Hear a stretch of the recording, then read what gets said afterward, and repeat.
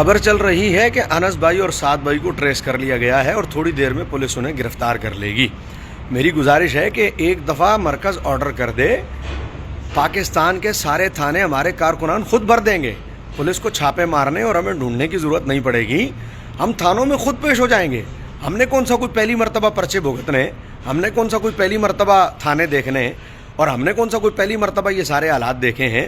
ایک دفعہ مرکز آرڈر کرے، ہم سارے خود ہونے کو حاضر ہونے کو تیار ہیں۔ اور بھائی ہم نے پہلے بھی بھگتا ہی ہے سب کچھ۔ دوسری بات یہ کہ ہم کوئی پرچوں سے، تھانوں سے اور ان ہتھ کنڈوں سے ڈرتے ہیں؟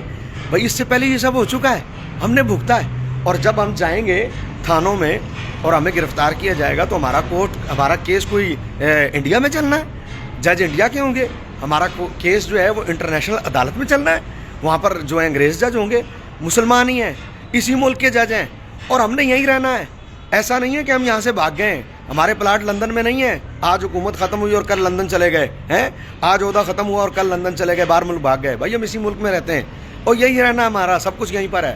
اور جب پہلے مسجد سیل ہوئی تھی تو وہ کس نے کھلوائی تھی؟ وہ بھی تو ایک جج ہی تھا، اللہ جس سے کام لے۔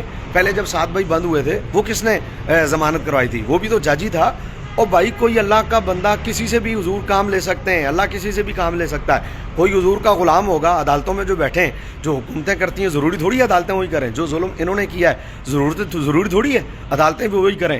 اور پھر دوسری بات یہ ہے کہ دین کے رستے کبھی آسان ہوئے؟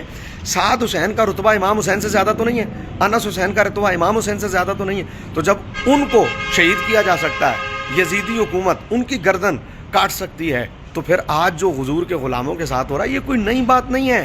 حضور علیہ الصلوۃ والسلام مقام طائف پر آپ کے پاؤں مبارک تک خون پہنچا۔ دین کے راستے مشکل ہیں، دین مشکل سے ہی آتا ہے، لیکن اللہ دین میں امتحان اس لیے لیتا ہے تاکہ لوگوں کو پتہ چلے کہ دین کے ساتھ زیادتی کرنے والے باقی نہیں رہتے، لیکن دیندار اور دین ہمیشہ باقی رہتا ہے۔ امید ہے حضور کا دین اب بھی انشاءاللہ ضرور تخت پر آئے گا، ان ساری مشکلات کے بعد، بغیر آداب کے آداب رسے۔